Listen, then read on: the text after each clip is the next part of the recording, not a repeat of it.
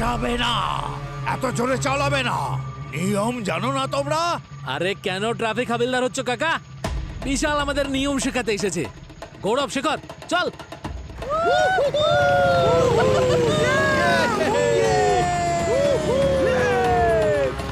নিয়ম আমি নয়, নিয়ম রাক্ষস বাবা শেখায়। তিনি অনুমতি দেন না। ফিরে এসো।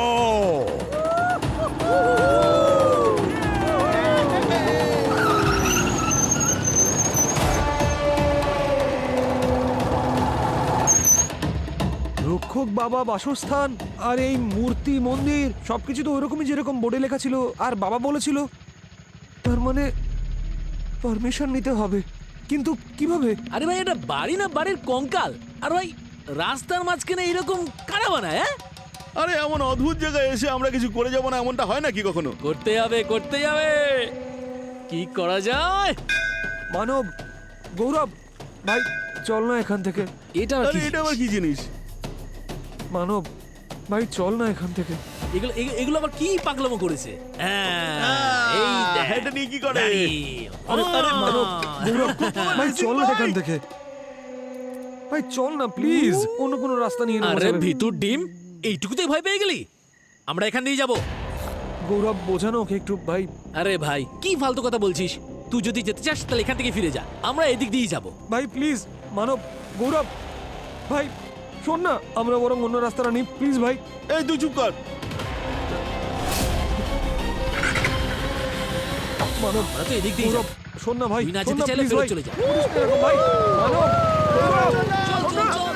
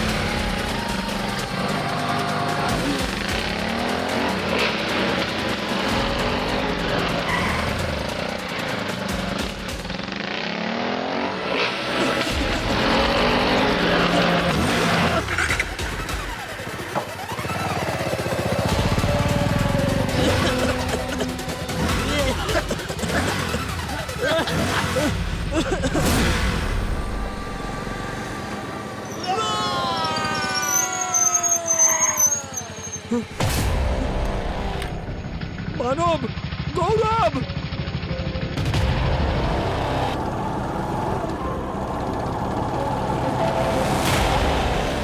মানব, গৌরব।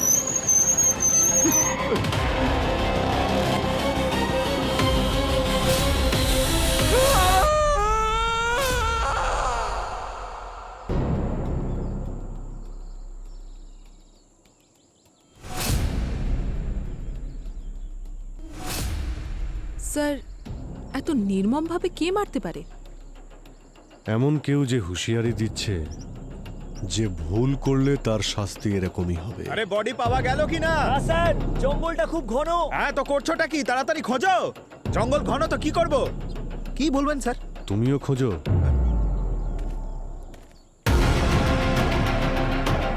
আচ্ছা, আরেকটা ছেলে?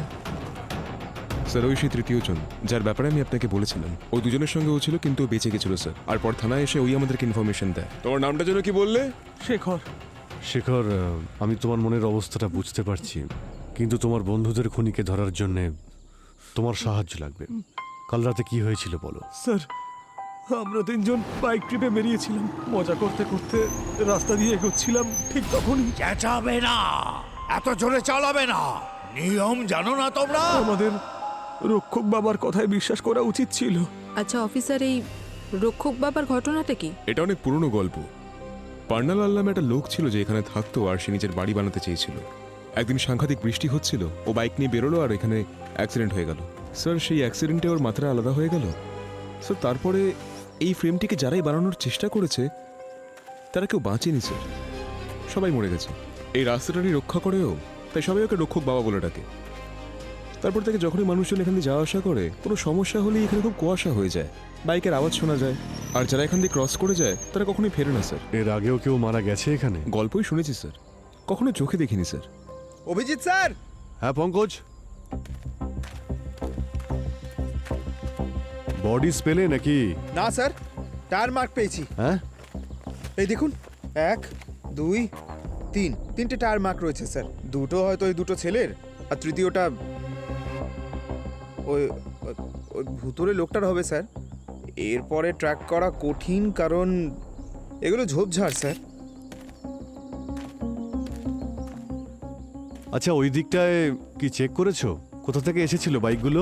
ওখানে তো মাল্টিপল টায়ার মার্ক রয়েছে স্যার, ওখানে তো ইম্পসিবল খোঁজাটা। ধ্যাৎ তেরি। স্যার একটা অদ্ভুত গন্ধ বেরোচ্ছে না? একটা স্মেল তো পাচ্ছি। পেট্রোল ডিজেলের মতো নয়, তবে অন্য কিছু একটার। দাঁড়াও, তোমরা ভেতরে যেতে পারবে না। এটা বাবার নিবাস স্থান, আমরা পুজো করি। দুটো খুন হয়েছে, ইনভেস্টিগেশন তো করতে হবে স্যার। ওসব অনেক জানা আছে ইনভেস্টিগেশন।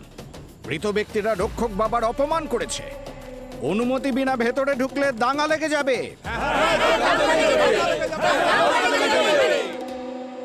স্যার,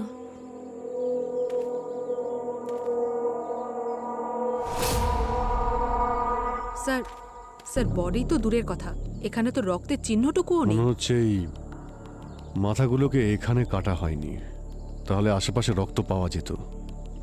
এই খুনগুলো অন্য কোথাও করা হয়েছে।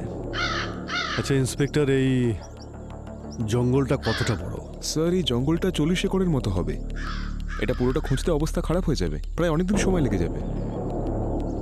দুটো ডেড বডি নিয়ে কেউ কতটা ভিতরে যেতে পারে? অনেক পা উঠছে দেখছি।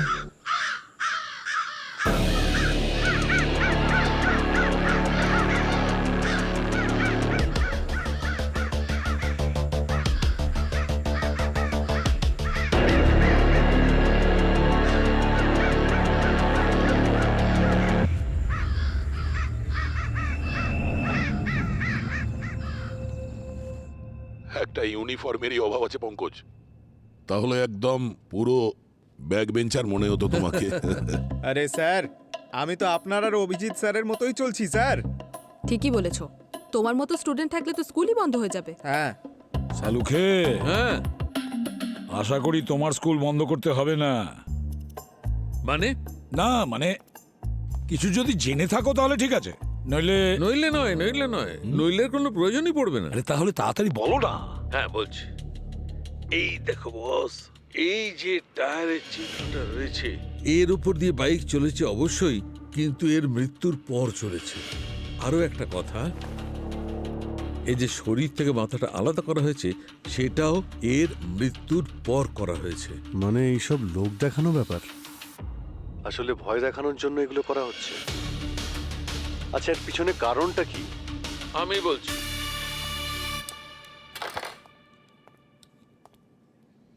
এই দেখো অভিজিৎ, এর মৃত্যু হয়েছে র্যাপিড হাইপোক্সিয়ার কারণে। আসলে এর রক্তে আর ফুসফুসে আমি সোডিয়াম অ্যাজাইড নামের কেমিক্যাল পেয়েছি। সেই কারণে এর রক্তে যে সেলস রয়েছে সেগুলো অক্সিজেন অ্যাবজর্ব করা বন্ধ করে দিয়েছিল, সেই জন্যই কোলাপস করে গেছে আর কিছুক্ষণের মধ্যেই মারা গেছে। অভিজিৎ, তুমি ওই তৃতীয় ছেলেটার ব্যাপারে বলেছিলে, কি যেন নাম ওর, শেখর। ও ওই কুয়াশার ব্যাপারে বলেছিল। ডক্টর সালুখে, যদি কুয়াশার মধ্যে ওই কেমিক্যালটা থাকে তাহলে ওই ওই শেখর ও বেঁচে গেল কি করে? দয়া, কুয়াশার মধ্যে সোডিয়াম অ্যাজাইড আসতেই পারে, কিন্তু এর কেসে তা নয়। তার মানে মানে ওই যে কুয়াশার মধ্যে যে স্মেলটা ছিল, ওটা এক ধরনের অ্যানাস্থেসিয়া। শেখরের মেডিকেল রিপোর্টে ওর স্কিনের ওপর আমি অ্যানাস্থেসিয়ার ট্রেসেস পেয়েছি, আর এই দুজনকে সোডিয়াম অ্যাজাইড ইনজেক্ট করা হয়েছে। সালুখে একটা কথা বলো, এই যে অ্যানাস্থেটিক এজেন্ট যেটা কুয়াশায় ছিল, আচ্ছা এটাতে মাথা তো ঘোরাতে পারে, এমনকি হ্যালুসিনেশনও হতে পারে। আচ্ছা এটা হয়নি তো যে শেখর যে রাইডার ছাড়াই মোটরসাইকেল সে দেখেছে, সেটা ওর হ্যালুসিনেশন? বস, হ্যালুসিনেশন হতেই পারে, ভ্রম হতেই পারে, কিন্তু এমন কোনো জিনিস যার দ্বারা খুব আলো হবে কারোর বা কোনো কিছুর শেপ বদলে যাবে, কিন্তু দেখো যে জিনিসটা আসলে নেই সেইটা দেখতে পাবে, এটা ইম্পসিবল। মানে চালক ছাড়া বাইক, সত্যি? আরে আমি বলছি না স্যার, এ তো বাইরের লোকেরা বলছিল। মানে কোনো পুরনো রীতিনীতির আড়ালে এই দুটো খুন করা হয়েছে, কিন্তু ওরা কি লুকোতে চাইছে? আচ্ছা, এটা ওদের পার্সোনাল ব্যাপার নয় তো? রিভেঞ্জ? দুজনের মাথা ওখানে ঝোলানো ছিল, কারণ যে এই দুটো খুন করেছে মাথা দুটোকে ওপরে ঝুলিয়ে এটা প্রমাণ করতে চেয়েছে যে দেখো আমি কিভাবে খুন করি আর কিভাবে প্রতিশোধ নিই। দয়া, একটা কাজ করো, এই দুজন ভিকটিমের পুরো ইতিহাস বের করো, দেখা তো যাক। আর অভিজিৎ, এই রক্ষক বাবার ভালো করে খোঁজ নাও, জানা তো যাক এই রক্ষক বাবা কোথা থেকে এসেছে আর কিভাবে আবির্ভূত হয়েছে। এই রক্ষক বাবার গল্পের কারণে ঠিক কার কার লাভ হয়েছে। স্যার এই এই, কে তুই?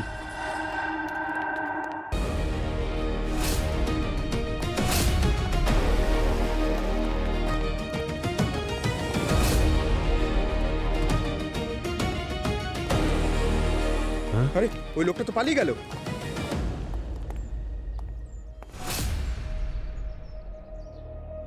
এই চিহ্নটা আগে তো এখানে ছিল না। কেউ তো ছিল।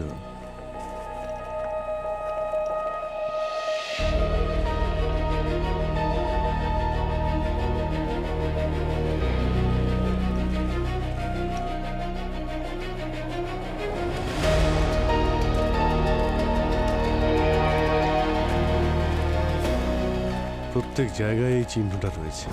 চিহ্নটার মানেটা কি? ওদের মধ্যে যে ছেলেটা বেঁচে গেছিল সেও চিহ্নের কথা বলছিল। এই সেই চিহ্নটা নয় তো? আচ্ছা দাদা, এই চিহ্ন... আরে আরে দাদা, হ্যালো,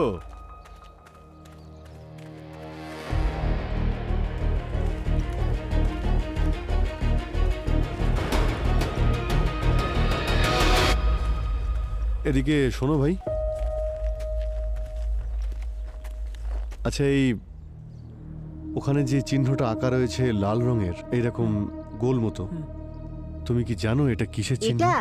এটা তো রক্ষক বাবা। হ্যাঁ, তুই এদিকে আয়। আরে আরে কি হলো? এখানে তো দেখছি সবাই মুখ বন্ধ করে রেখেছে।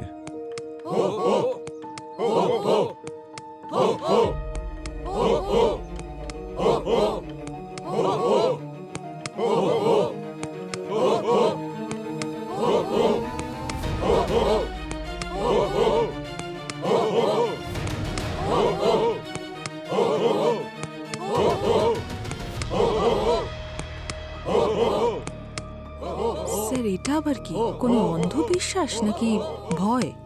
মাস্টেরিয়া বলা হয় একে। একটা বিশ্বাস যতই অদ্ভুত হোক না কেন, সবাইকে তার মুঠোর মধ্যে করে নেয়।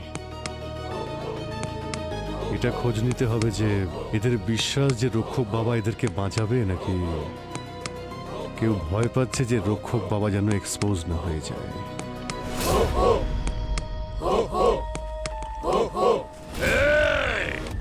ওখানেই দাঁড়াও।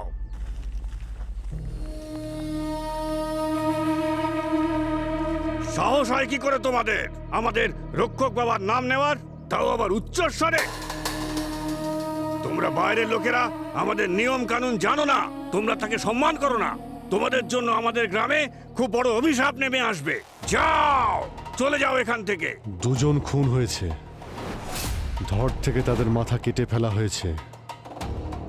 সম্মান আর অপমানের থেকে বেশি প্রয়োজনীয় খুনিকে ধরা। আচ্ছা, তোমরা খুনিকে ধরবে, কিন্তু কিভাবে ধরবে? আমাদের রক্ষক বাবার ক্রোধকে কি কেউ আজ পর্যন্ত কোনোভাবে থামাতে পেরেছে? না, কেউ থামাতে পারেনি। অত্যন্ত ক্রোধিত হয়েছেন আমাদের বাবা, তাই এইভাবে ভয়ঙ্কর মৃত্যু ঘটেছে। আর ওনার ক্রোধকে শান্ত করার জন্য আমরা এই শান্তি পাঠ করছি। আর তোমাদের কি মনে হয় তোমরা এই বন্দুক দিয়ে আমাদের সবাইকে রক্ষা করবে? না, কখনোই না। এখানে কোনো রকম ভয়ঙ্কর অনর্থ ঘটার আগে আমি অনুরোধ করছি তোমাদের কাছে, চলে যাও। শুনতে পেলে না? যাও, চলে যাও। শুনতে পেলে না? যাও এখান থেকে। থেমে যাও, অনেক হয়েছে, থেমে যাও। দেখুন স্যার, আমাদের লোকদের আমাদের কাজ করতে দিন। আমি এই সকলের তরফ থেকে ক্ষমা চাইছি আপনাদের কাছে। বাইরের লোকেদের কাছে এটা অন্ধবিশ্বাস, কিন্তু আমাদের কাছে এটা ঈশ্বর সাধনা, একটা পরম্পরা। দেখুন স্যার, আমরা অনেক কিছু দেখেছি, অনেক কিছু ভোগ করেছি। কি দেখেছে? না না না না না না না, আমি ওই দিনের কোনো কথা বলতেই চাই না। দাদা, এরা আমাদের সাহায্যের জন্য এসেছে, একটু শান্ত হন, জোরে শ্বাস নিন। 3 বছর আগে টিভি লোকেরা এসেছিল শহর থেকে। ওনারা শুটিং করতে এসেছিলেন। ওনাদের রাস্তা পার করা উচিত হয়নি। গ্রামে কোনো শিক্ষিত লোক ছিল না, তাই আমি ওনাদের সাথে গিয়েছিলাম। কিন্তু যেই ওনারা ক্যামেরা বার করলেন এবং চালু করলেন, খাট খাট করে তালাটা খুলে গেল। আর ওই বাড়িটা টলতে আরম্ভ করলো, যেন কোনো ভূমিকম্প হচ্ছে। আর ওই বাড়িটা টলছিল, আর তখনই টলতে টলতে ওই টিভির লোকেদেরকে গিলে ফেললো ওই টিভির লোকগুলোকে। আর আমি ভয় পেয়ে গেলাম। আর আমি রক্ষক বাবার নাম জপ করতে করতে পালাতে আরম্ভ করলাম। আর হঠাৎ করে আমার মোটর সাইকেলটা আমার উপর পড়ে গেল। আর আমার এই হাত পড়ে গেল। হ্যাঁ, আর তারপরে হঠাৎ করে রক্ত বেরোতে আরম্ভ করলো। দাদা যখন গ্রামে ফিরলেন, শরীর রক্তাক্ত অবস্থায় ছিল। কয়েক মাস কথা বলতে পারেননি, মানসিকভাবেও দুর্বল হয়ে পড়েছিলেন। আর ওই টিভি ক্রিউ, তাদের কোনো খোঁজ পাওয়া যায়নি। কোন টিভি ক্রু ছিল এটা? আপনার কাছে নাম আর ডিটেলস নিশ্চয়ই আছে। আমাদের অফিসে ফোন এসেছিল, কেউ একটা ফোনও তুলেছিল। মনে হয় ললিতা দিদি অথবা মাধব। না না, লালন আপনি তুলেছিলেন তো? না না, আপনি তো ওই সময় ডিসপেন্সারিতে ছিলেন। আচ্ছা, কখনো বাবা কি কাউকে রাস্তা পার করার অনুমতি দিয়েছেন? হ্যাঁ, দিয়েছিলেন। উমা কাকাকে আর মাধব দুতওয়ালাকে। ওদের তো সবসময়ই যাওয়ার অনুমতি ছিল। আর আমার ছেলে রাহুলের, যখন ও বন্ধুদের সঙ্গে এখানে এসেছিল। কিন্তু ওটা স্যার 4-6 বছর আগেকার কথা। তখন অনুমতি না পাওয়ায় যারা ফিরতো তাদের সাথে খারাপ কিছুই হতো না। কিন্তু তারপর হয়তো বাবা রাগ করলেন আর শাস্তি দিতে শুরু করলেন। কিন্তু দাদার দুর্ঘটনার পরে গ্রাম প্রধান গ্রামবাসীদের ওপর সেদিনই নিষেধাজ্ঞা জারি করলেন যে ওই পথে আর যাওয়া যাবে না। তার মানে 3-4 বছর ধরে কেউ রাস্তা ক্রসই করেনি?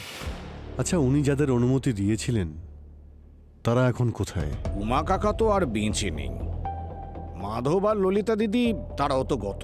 আর আপনার ছেলে ওই রাহুল? ও তো দিল্লিতে থাকে, চাকরি করে। ওকে, ওর নাম্বার পেতে পারি? রাহুল, গ্রামে যা হয়েছে তা নিশ্চয়ই শুনেছো।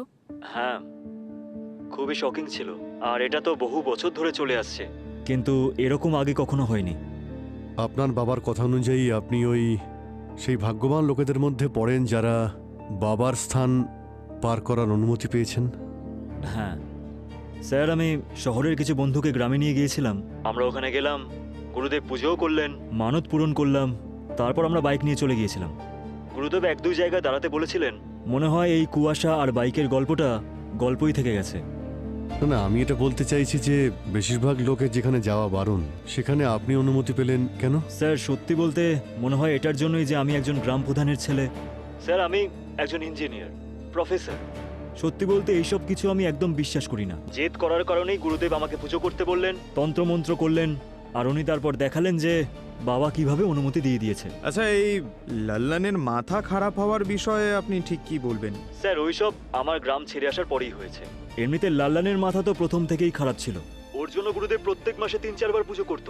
আর স্যার, গুরুদেব নিজেই 4-5 বছরে কত উন্নতি করে ফেললেন। আচ্ছা রাহুল, প্রয়োজন পড়লে আবার ফোন করে নেব।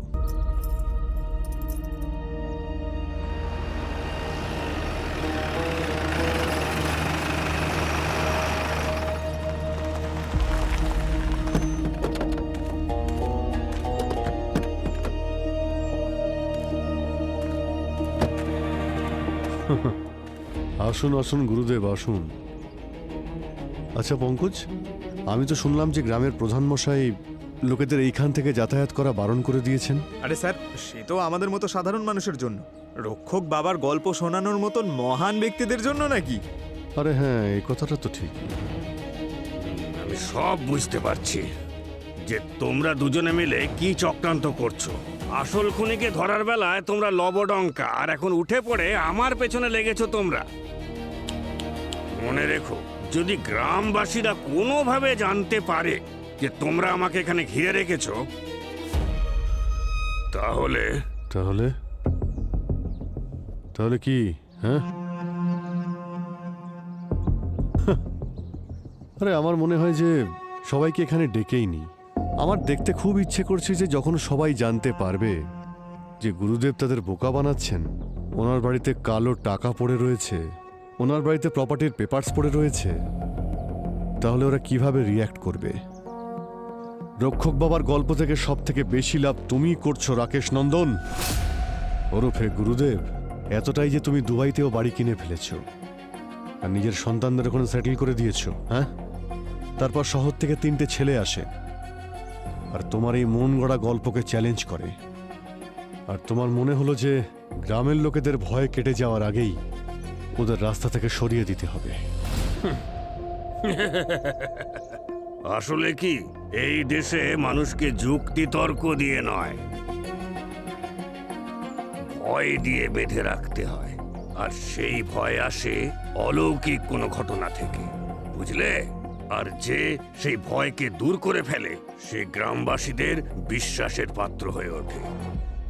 আর বাকি রইল টাকা ইনকামের ব্যাপার। তো হ্যাঁ, আমি প্রচুর টাকা ইনকাম করেছি, কিন্তু কারো কাছ থেকে কেড়ে বা ছিনিয়ে নয়, কারোর পকেটে হাত ঢুকিয়ে নয়, নিজের শ্রদ্ধা থেকে, নিজের ইচ্ছায়, ঈশ্বরের উপর ভরসা রেখে, রক্ষক বাবার উপর ভরসা রেখে লোকে নানা রকম যজ্ঞ করিয়েছে আমাকে দিয়ে, বুঝতে পারলে?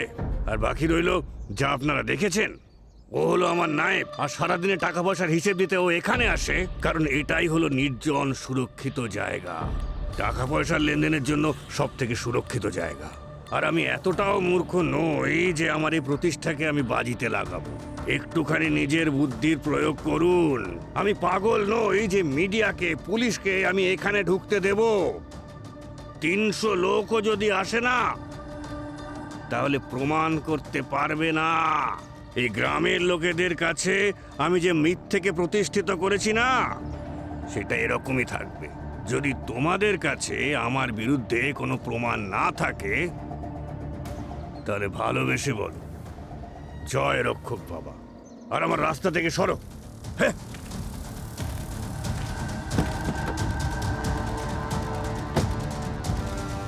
দেখতে গেলে অভিজিৎ, ওই ভণ্ড গুরুদেবের কথায় দম আছে। ঠিকই বলেছো। প্রথমে গল্পে বলছে গুরুদেবের অনুমতি নাও, আর যদি অনুমতি পাও তাহলে এগিয়ে যাও, আর যদি না পাও তাহলে ফিরে যাও। এবারে আসছে দ্বিতীয় গল্প, যদি ফিরে না যাও তাহলে গুরুদেবের প্রকোপে পড়বে, তোমার অনেক বড় ক্ষতি হয়ে যাবে। সাধারণ মানুষই বা কি ভাববে?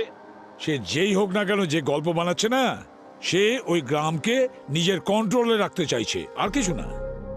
স্যার, হ্যাঁ দয়া, এই দেখুন স্যার, আমি ওদের পুরো ডিটেলস বের করেছি। তোমরা খুব খারাপ করছো, আমি তোমাদের শাস্তি দেব। আমার ছেলের এই অবস্থা করেছো।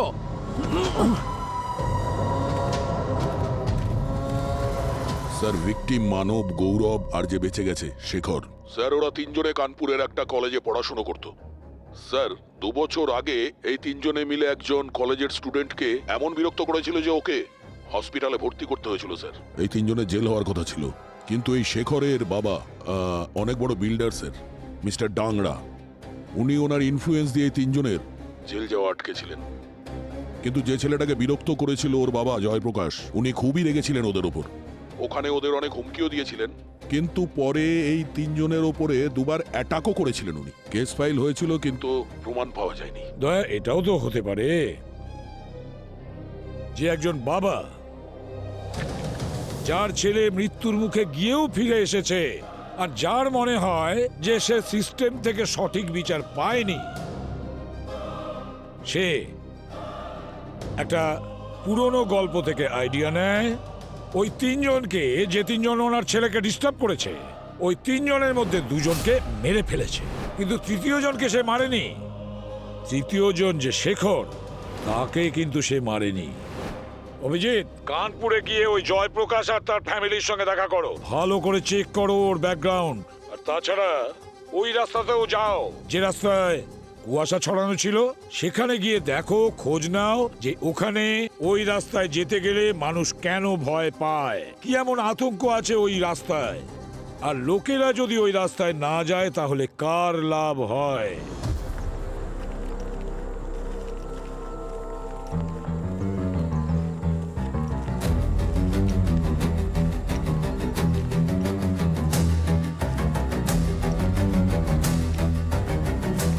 এখানে ওই রকমই স্মেল পাচ্ছি যেরকম ওই দিন পাচ্ছিলাম। কেমিক্যালের স্মেল, তাই না? কিন্তু এখান থেকেই কেন আসছে স্যার?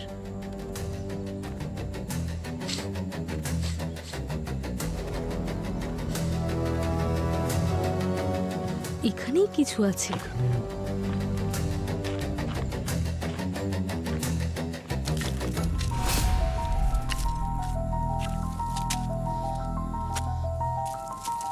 স্যার, এটা তো মাঠে ইরিগেশনের জন্য ইউজ হয়। এটা এখানে জঙ্গলে কি করছে? পুরো জং পড়ে আছে, কিন্তু এটা জং পড়া স্মেল নয়, অন্য কিছু। এই কারা তোমরা? ওই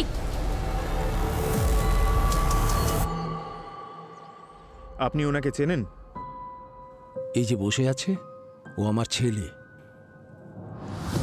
ইউকের একটা বড় ইউনিভার্সিটিতে ওর অ্যাপ্লিকেশন অ্যাকসেপ্ট করেছিল। এই সময় ওর ওখানে পড়ার কথা। জয়প্রকাশ বাবু, আমরা জানি ওর এই অবস্থা ওই 3 জনের জন্যই হয়েছে, মানব, গৌরব আর শেখর। আমরা বুঝতে পারছি আপনার পরিস্থিতি। না, আপনি বুঝতে পারবেন না, আমি খুব ভালোভাবে জানি আপনারা কেন এখানে এসেছেন। মানব আর গৌরব খুন হয়েছে, এটা আমি নিউজে দেখেছি। আর সত্যি বলছি, এতে আমার একদম খারাপ লাগেনি। হতে পারে আপনাদের সিস্টেম ওদের শাস্তি দেবে না, তবে নিজের কর্মফল সবাইকে ভোগ করতে হয়। 21শে নভেম্বর রাতে আপনি কোথায় ছিলেন? আমি আমার নিজের বাড়িতে ছিলাম, আমার ছেলের সাথে। এখানে আমার ছেলের খারাপ অবস্থা, আর আপনারা আমাকে সন্দেহ করছেন। সরি। যেদিন ওরা জেল থেকে ছাড়া পেল না, ওটা শেখরের বাবার জন্য। আমি এত রেগে গেছিলাম না, আমার মনে হচ্ছিল যেন নিজের হাতে ওদের মেরে ফেলি। বিশেষ করে ওই মানব আর গৌরবকে। এমন হতে পারে শেখর শুধু আর কিছু নয়, ওদের সঙ্গে ছিল। কিন্তু একবার আমি ওকে অ্যাটাক করবারও চেষ্টা করেছিলাম। তখন আমার ছেলে আমাকে বোঝালো, তাহলে ওদের আর আমাদের মধ্যে পার্থক্য কি? তখন আমি পিছিয়ে আসি। আপনাদের প্রমাণ চাই? তাহলে এই সিসিটিভি ভিডিও চেক করুন। আমি সেফটির জন্য লাগিয়েছি, আমার ছেলের জন্য। আর চাইলে আপনারা নার্সের সঙ্গে কথা বলুন। ওই রাতে আমি নিজের বাড়িতে ছিলাম। স্যার, ওই জঙ্গলের মধ্যে আমরা ওই কেমিক্যালের স্মেল আবার পেয়েছি। আমরা অনেকক্ষণ ধরে হাত দিয়ে মাটি সরানোর চেষ্টা করলাম, তখন একটা জং ধরা পাইপ দেখতে পাই। যদি এই পাইপটা জং ধরা হয়, পুরনো হয়, তাহলে ওর থেকে কেমিক্যালের গন্ধ আসতে পারে না। নিশ্চয়ই ওই কুয়াশা আছে না, সেটা ওই পাইপের মাধ্যমে রাস্তায় ছড়ানো হয়েছে। আচ্ছা, পাইপের ইনলেট কোথায় দেখতে পেয়েছো? স্যার, বেশি খোঁড়ার জন্য তো গাইতির প্রয়োজন হতো। ব্যাপারটা সেন্সিটিভ স্যার, বিশ্বাসের ব্যাপার।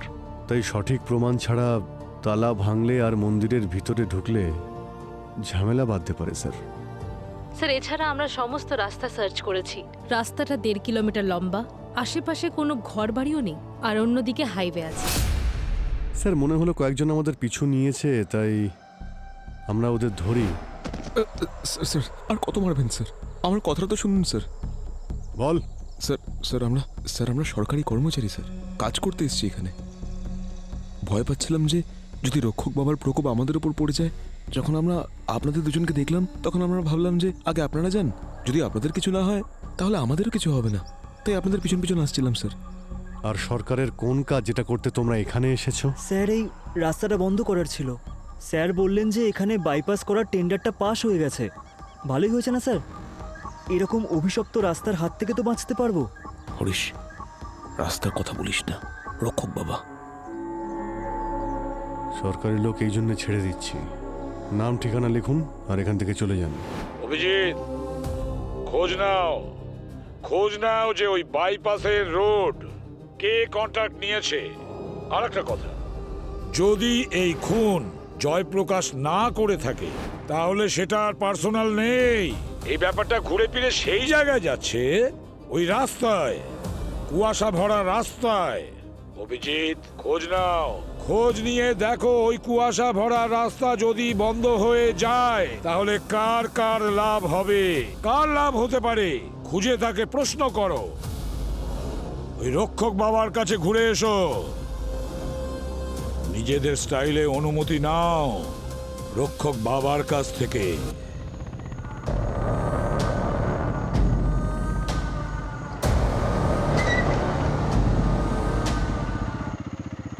হাই গাইজ, তো এই হলো ফেমাস ভয়ঙ্কর রক্ষক বাবার বাসস্থান।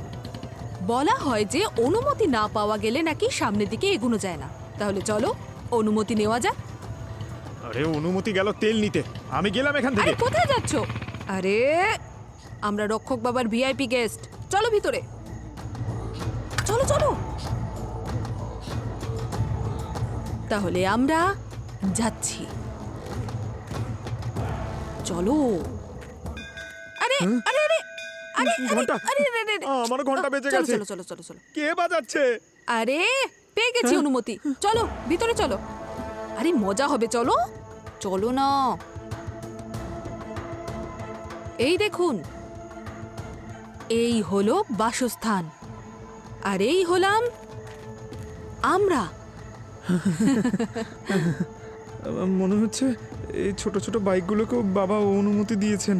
হ্যাঁ, তাহলে পেয়ে গেলে তো অনুমতি। চলো তাহলে রাস্তা ক্রস করি, লেটস গো। সো বাবা, don't forget to like, share and subscribe. Let's go, চলো।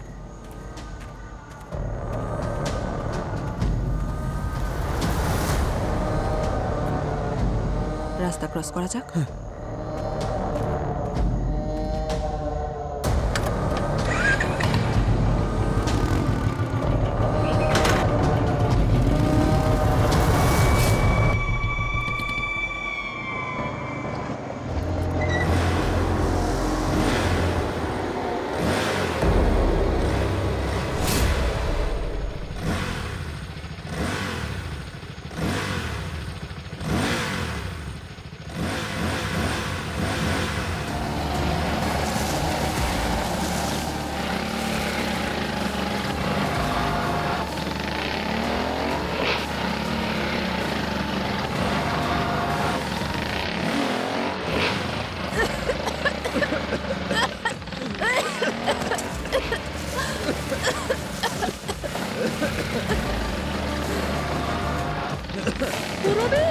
এদিকে এদিকে, পঙ্কজ, অন্য ল্যাব দেখে।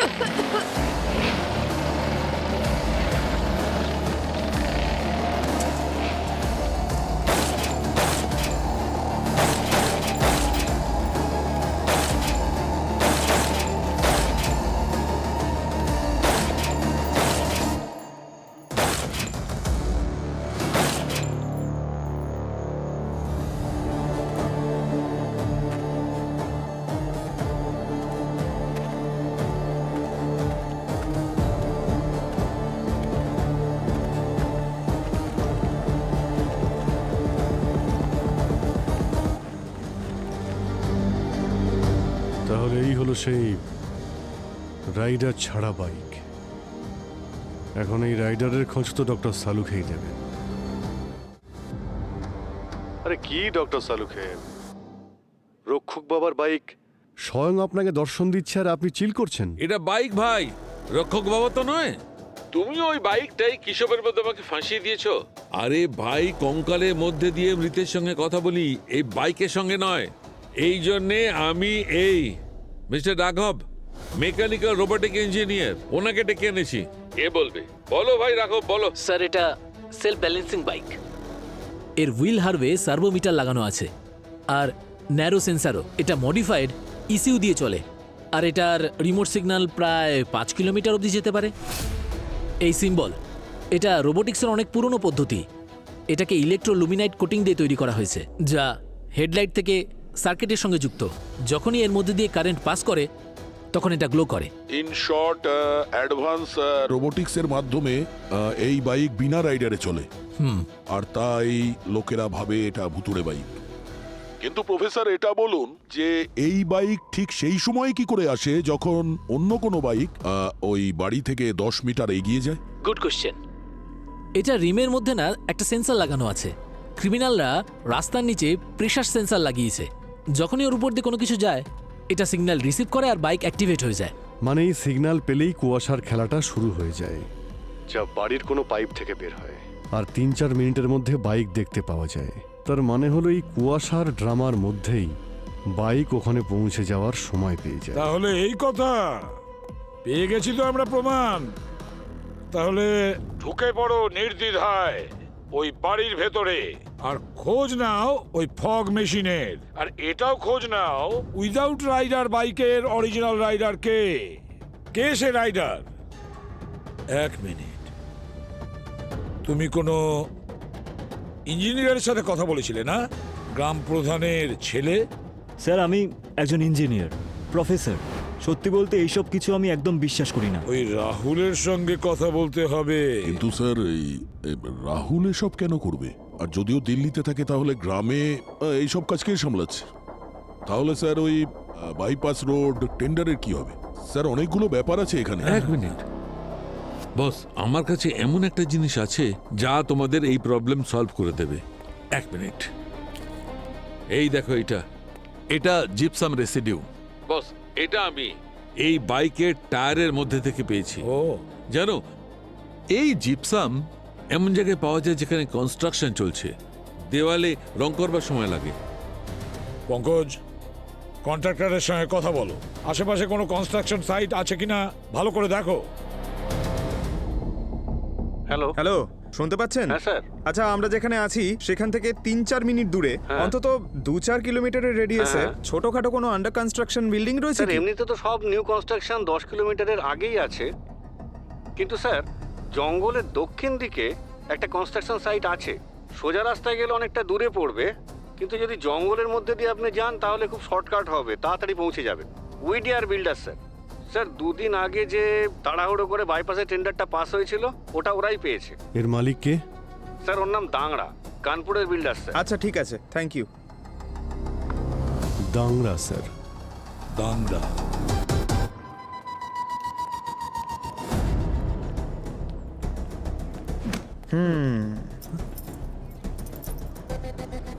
তোমার বাবা কোথায়? বাড়িতে, অফিসে, কোথাও নেই?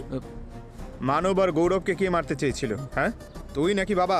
না স্যার, খুন না না, আমরা তো শুধু বাইকিং এর আইডিয়া তোমার ছিল না? তুমি সবাইকে ওখানে নিয়ে গিয়েছিলে? না, সে তো বাবা বাবা বলেছিল যে জায়গাটা খুব সুন্দর, শুধু বাসস্থান থেকে দূরে থাকতে। ভেরি গুড, বাবাকে ফোন করো, বলো যে বাবা, আমি অ্যারেস্ট হয়ে গেছি।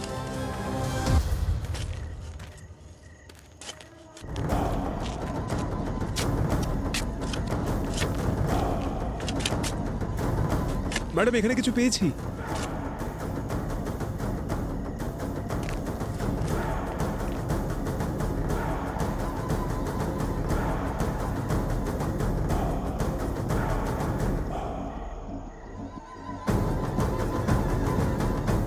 স্যার, ফগ মেশিন পাওয়া গেছে।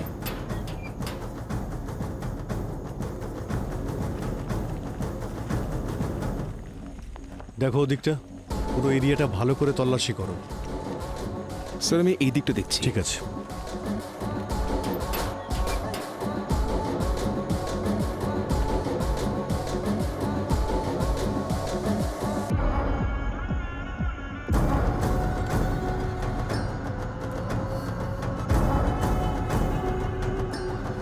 স্যার, কিছু পেলাম না।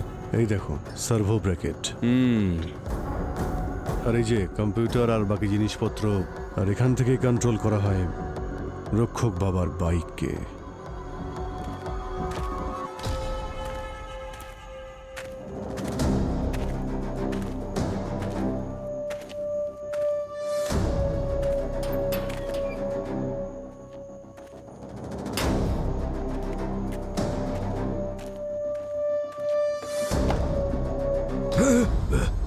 জিনিসপত্র নিয়ে পালিয়ে যাওয়ার জন্য ব্যস্ত নাকি? আরে রে রে মাস্টারমশাই, আমি আমি ওই দিনের কোনো কথাই বলতে চাই না। এই লাল্লান বাবু, স্কুল চালানোর পাশাপাশি রক্ষক বাবার বাইকও চালান, তাই না? আমি তো শুধু সাহায্য করছিলাম স্যার। অনেক অনেক টাকা দিচ্ছিলেন ওনারা। হ্যাঁ তারা স্যার। কোন সাহেব যারা তোমায় টাকা দিচ্ছিল?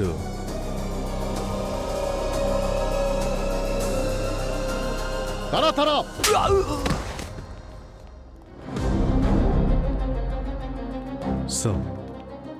আসুন আসুন, গ্রাম প্রধানের নয়নের মণি, রোবোটিক জিনিয়াস ছেলে রাহুল বাবু, আসুন দেখুন আপনার পার্টনার আপনারই জন্য অপেক্ষা করছে।